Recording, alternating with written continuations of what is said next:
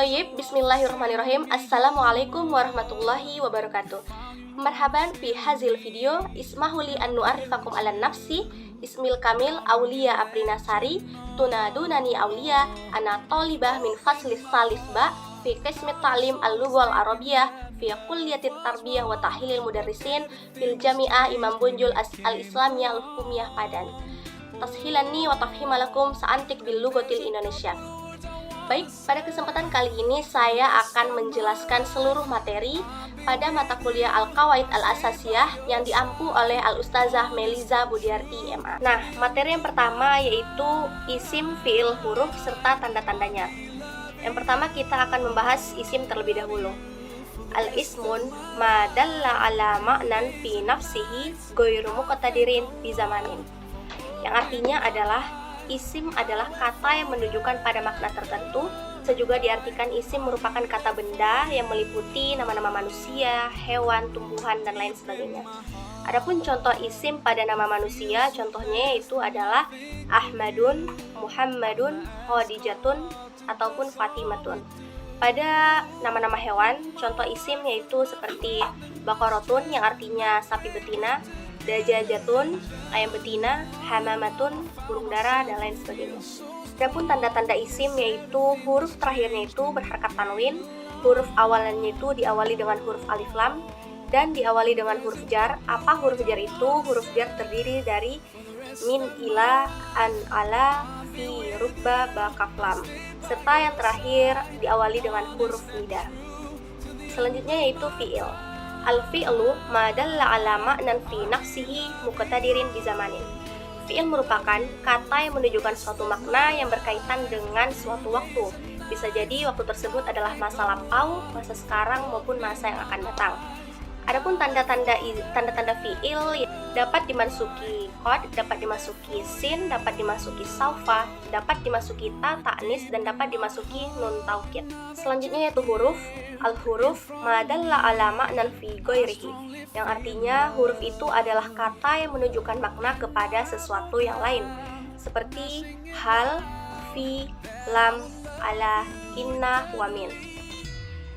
Adapun huruf ini dibagi menjadi 3 kelompok. Yang pertama, huruf yang khusus masuk ke isim ataupun ke fi'il.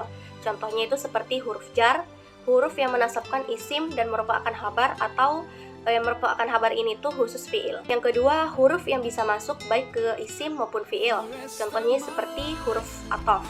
Yang ketiga yaitu huruf istifham. Baik, selanjutnya kita masuk kepada materi yang kedua yaitu tarkib isnadi wa tarkib wasfi. Yang pertama yaitu tarkib isnadi. Tarkib isnadi ataupun murakkab isnadi adalah murakkab yang terdiri dari musnad wa musnad ilaih. Adapun isnad adalah memberi hukum dengan sesuatu atas sesuatu yang lain. Saya di sini memberikan contoh yaitu Zuhairun mujtahidun. Dengan Zuhairun itu sebagai musnad ilaih dan mujtahidun sebagai musnad. Apa itu musnad wa musnad ilaih? Jadi musnad adalah sesuatu yang dijadikan hukum atas sesuatu yang lain. Maka pada contoh di atas, mujtahidun adalah musnad. Sedangkan musnad ilaih adalah sesuatu yang hukumnya atasnya dengan sesuatu yang lain. Maka pada contoh di atas, Zuhairun merupakan musnad ilaih. Baik, selanjutnya itu ada murakkab wasfi. Murakkab wasfi adalah susunan yang terdiri dari sifat dan mausuf.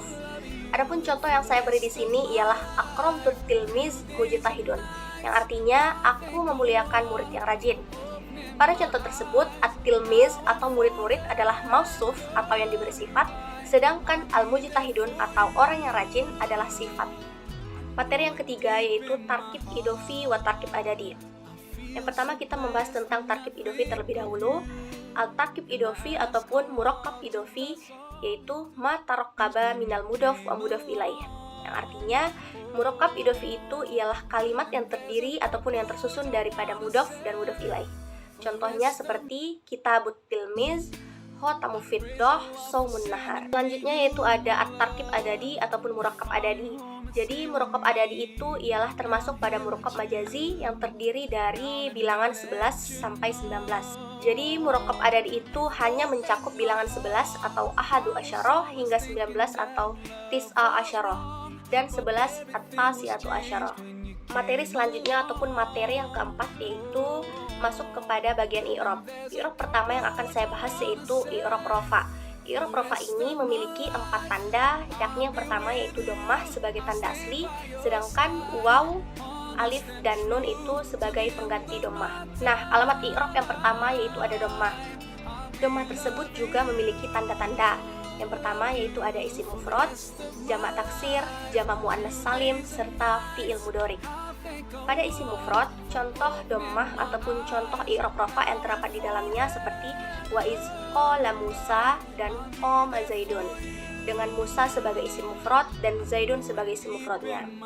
Yang kedua yaitu pada jamak taksir. Pada jamak taksir di sini saya akan memberikan contoh qala ashabu Musa dan qamar rijalu, dengan ashabu sebagai jamak taksirnya dan ar-rijalu sebagai jamak taksir.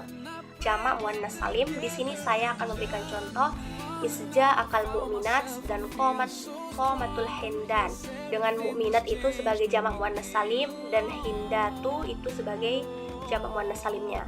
Dan yang terakhir dari alamat i'rab rafa dhammah yaitu fi'il mudhari. Fi'il mudhari ini tidak berhubungan dengan sesuatu. Di sini saya memberikan contoh narfa'u darajatim man nasya wallahi yad'u ila darissalam, dengan darajati itu sebagai fi'il mudhari'nya dan yad'u sebagai fi'il mudhari'nya. Adapun tanda selanjutnya setelah dhammah yaitu ada pada waw. Waw di sini juga memiliki tanda-tanda khusus sama seperti dhammah. Tanda-tandanya itu yang pertama ada jamak muzakkar salim dan isim yang 6 atau asmaus sittah. Pada jamak muzakkar salim, lafaz yang menunjukkan bentuk jamak dengan memakai waw dan nun pada huruf akhirnya. Contohnya yaitu wa yauma izi yafra'ul mu'minuna, dengan al-mu'minuna itu sebagai jamak muzakkar salim, dan ja'al muslimuna, dengan al-muslimuna itu sebagai jamak muzakkar salim. Sedangkan pada isim yang 6 atau asmaus sittah itu seperti abuka, ahuka, hamuka, wafuka, hanuka, wazuma. Tanda ketiga dari i'rab rafa yaitu ada pada alif. Alif menjadi tanda bagi i'rab rafa pada isim tasniyah atau lafaz yang menunjukkan makna dua dengan bertambah alif dan nun atau ya dan nun pada huruf akhirnya. Contohnya yaitu muslimani, qala rajulani, dan muslimataini. Contoh dari adapun tanda dari i'rab rafa yang terakhir yaitu pada nun. Nun menjadi tanda bagi i'rab rafa yaitu pada fi'il mudhari yang berhubungan dengan tasniyah, waw, jamak, dan ya muannas mukhatab. Contohnya yaitu wan najmu wasyajaru yasjudan. Dengan yasjudan itu merupakan contoh dari tanda dari i'rab rafa nun yaitu fi'il mudhari. Materi selanjutnya yaitu i'rab nasab. Jika materi i'rab rafa memiliki 4 tanda ataupun 4 alamat, i'rab nasab memiliki 5 tanda, yaitu fathah sebagai tanda asli, sedangkan alif, kasroh, ya, dan nun yang dihilangkan sebagai pengganti fathah. Tanda bagi i'rab nasab yang pertama yaitu fathah. Fathah menjadi tanda bagi i'rab nasab berada pada 3 tempat. Yang pertama pada isim mufrad. Contoh pada isim mufrad yaitu wattaqullah, dengan Allah sebagai isim mufrad. Yang kedua pada jamak taksir, contohnya yaitu watarol jibala, dengan jibal itu termasuk ke dalam jamak taksir, dan wa'adakumullahi maghanima, dengan maghanima itu termasuk kepada jamak taksir. Adapun tanda yang ketiga yaitu ada pada fi'il mudhari.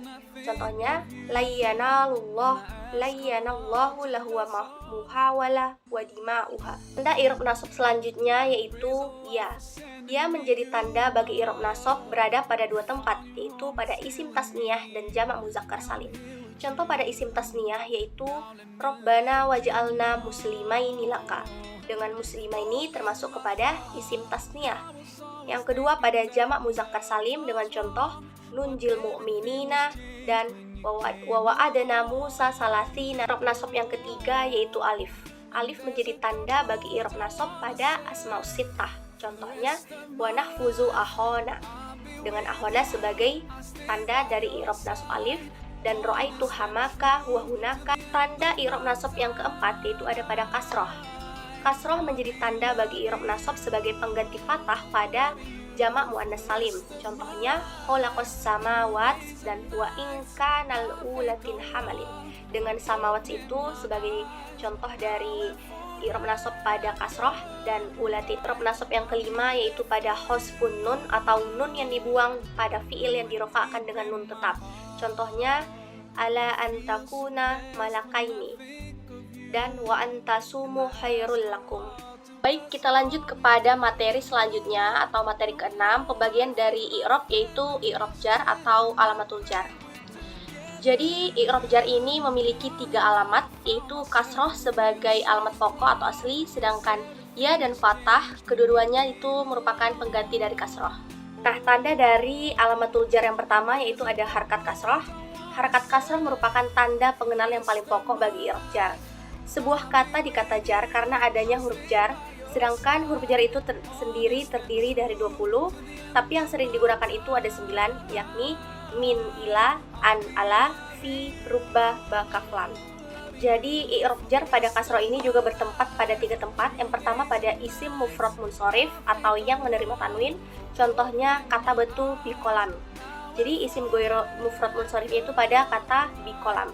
Yang kedua pada jamak taksir munsorif atau yang menerima tanwin juga, contohnya akra'u bikutubi. Dan yang ketiga pada jamak muannas salim, contohnya tazhabu ilal masjidi bi muslimati ukhra. Yang kedua tanda bagi i'rab jar itu ada pada huruf ya. Huruf ya juga berada pada 3 tempat. Yang pertama pada asmaul khamsah, yang kedua pada isim tasniyah, yang ketiga pada jamak muzakkar salim. Adapun contoh pada i'rab jar pada huruf ya, azhabu ilas suqi bi ahika. Pada isim tasniyah, azhabu ilal maktabati bisodiqoini. Tanda bagi i'rab jar yang terakhir itu ada pada harakat fathah. Ciri ini khusus bertempat pada di isim ghair munsharif. Apa itu isim ghair munsharif? Jadi isim ghair munsharif adalah kata benda yang tidak bisa menerima tanwin. Lebih jelasnya saya berikan contoh, zahabtu ilal masajidah. Materi selanjutnya atau pembagian i'rab selanjutnya yaitu alamatul jazam atau i'rab jazam. Jadi i'rab jazam ini tuh memiliki 3 tanda, yaitu sukun dengan membuang huruf akhir dan membuang huruf nun. Maksudnya i'rab jazam itu mempunyai 3 tanda, yaitu sukun yang menjadi tanda pokok dan membuang ataupun menghilangkan nun pada af'alul khamsah dan huruf ilat pada fi'il mudhorik dan mu'tal akhir. Adapun macam-macam atau bentuk-bentuk dari huruf jazam itu seperti lam, alamma, alam, lamma, li, la, ma, mata, izma, haitsuma, kaifuma, man, in, aina, ayun, anna, ayyana, dan mahma. Yang pertama, sukun yang menjadi tanda pokok pada fi'il mudhorik shahih akhir, contohnya yaitu lam yansur, lam yatrib, lam yakun. Yang kedua, membuang nun pada af'alul khamsah atau fi'il yang 5 seperti lam yaf'ala, lam taf'ala, lam yaf'alu, lam taf'alu, lam taf'ali. Yang ketiga, membuang huruf ilat pada fi'il mu'tar akhir. Contohnya lam yahsya menjadi yahsya, lam yarmi menjadi yarmi. Yaitu jumlah fi'liyah. Adapun pengertian jumlah fi'liyah adalah kalimat yang diawali oleh kata kerja atau fi'il, yaitu kata yang menunjukkan suatu makna yang terikat pada waktu. Adapun menurut istilah, jumlah fi'liyah adalah kalimat yang dimulai dengan fi'il ataupun predikat dan tersusun dari fi'il atau fa'il atau subjek dan fi'il ataupun kata kerja serta naibul fa'il. Adapun beberapa contoh dari jumlah fi'liyah bisa kita lihat pada PPT di atas. Baik, kita lanjut kepada materi selanjutnya yaitu mengenai materi fa'il dan naibul fa'il. Jadi al-fa'ilu huwal ismul marfu muzakkar qabla fi'luhu. Yang artinya fa'il adalah isim yang dibaca rofa yang fi'ilnya disebutkan sebelumnya. Jadi fa'il itu terletak setelah fi'ilnya. Contohnya qama Muhammadun, artinya Muhammad telah berdiri. Dari contoh qama Muhammad, qama adalah fi'il, sedangkan Muhammad adalah isim marfu yang merupakan fa'il. Susunan kalimat yang terdiri atas fi'il dan fa'il disebut dengan jumlah fi'liyah. Selanjutnya yaitu ada naibul fa'il. Pengertian dari naibul fa'il adalah isim yang dibaca rofa yang jatuh setelah fi'il mabni majhul atau isim yang merupakan dengan fi'il mabni majhul. Contohnya ukrima Muhammadul mahmudun fi'lahu. Muhammad adalah naibul fa'il dari fi'il mabni majhul ukrima, sementara fi'luhu adalah naibul fa'il dari isim maf'ul al-mahmudu. Baik, materi selanjutnya yaitu af'alul muqarrabah dan huruf yang serupa dengan huruf laisa. Af'alul muqarrabah terdiri menjadi 3 bagian. Yang pertama af'alul muqarrabah, yang kedua af'alul syuru, yang ketiga af'alul raja. Yang pertama af'alul muqarrabah yaitu sesuatu yang digunakan untuk menunjukkan dekatnya khobar, seperti lafaz ada, karoba, dan ausaka yang artinya hampir atau nyaris. Contohnya yaitu maka yaf'aluna. Yang kedua ada af'alus syuru. Af'alus syuru yaitu sesuatu yang digunakan untuk menunjukkan dimulainya suatu pekerjaan ataupun aktivitas, seperti lafaz aliko, ansya'a, ahoza, dan ja'ala. Contohnya yaitu aliko Muhammadun yaf'alul khair. Yang ketiga ada af'alur roja, yaitu sesuatu yang digunakan untuk menunjukkan atas harapan khobar itu terjadi, seperti lafaz asa, harof, dan ihlau laqo yang artinya semoga. Contohnya asallahu ayyati bil fathi. Adapun ketentuan dari af'alul muqarrabah yaitu yang pertama khobarnya harus berbentuk fi'il mudhorik yang terletak di akhir jumlah ataupun kalimat dan tidak boleh di awal kalimat. Yang kedua wajib meletakkan huruf an sebelum khobar apabila khobarnya itu lafaz horof dan ihlau laqo. Yang ketiga sebaliknya pada af'alus syuru khobarnya tidak boleh menggunakan huruf an. Yang keempat untuk lafaz ausyaka dan asa boleh menggunakan atau meletakkan huruf an. Kebanyakan untuk lafaz tersebut menggunakan huruf an. Dan yang kelima, sebaliknya untuk lafaz kada, karoba, kebanyakan menggunakan huruf an. Adapun huruf-huruf yang serupa dengan huruf laisa itu ada in, la, ta, la, dan ma. Yang pertama ada in. Terdapat 2 syarat pada kata ini, yaitu yang pertama harus memenuhi syarat-syarat yang disebutkan sebelumnya.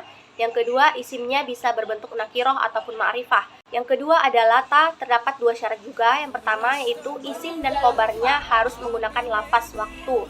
Yang kedua, isim dan khobarnya harus dihazafkan. Namun pada umumnya yang dihazafkan itu adalah isimnya. Yang ketiga, la, terdapat 2 syarat juga, yaitu yang pertama harus memenuhi syarat-syarat yang terdapat pada ma. Yang kedua, isim dan khobarnya harus nakiroh. Yang terakhir ada ma, terdapat 4 syarat. Yang pertama, khobarnya tidak boleh mendahului isimnya. Yang kedua, ma'mul khobarnya tidak boleh mendahului khobarnya kecuali jika ma'mulnya itu adalah zorof dan jar majrur. Yang ketiga, tidak boleh disertai oleh in. Dan yang keempat, khobarnya tidak boleh ada kata illa.